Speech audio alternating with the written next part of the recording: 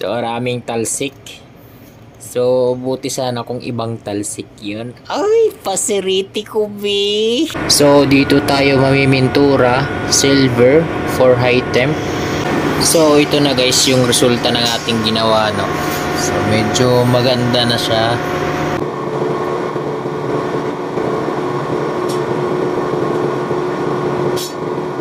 Yan ang itsura ng air cooler. So, simulan na natin.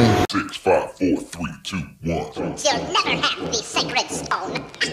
Oh, this you crazy mother.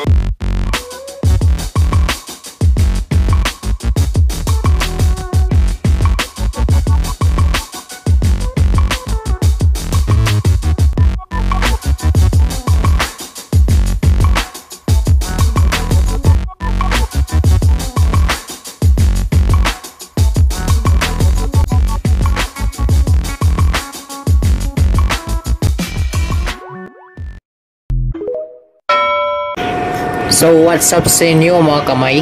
So, nandito tayo ngayon. So, ngayong araw ay trabaho natin ay mamintura sa ating air cooler ng main engine.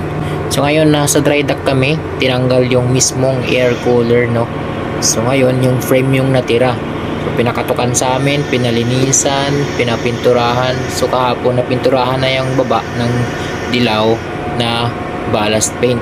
Ngayon, papapinturahan naman ay yung frame niya, yung silver na yan. So, yung kasama natin, nagpipintura na dyan. Pero, dun ako sa kabila. Okay? So, dito tayo mamimintura, silver for high temp. So, ito yung itsura niya. Talagang wala pang pintura. Yung sa baba pa lang yung napinturahan, no?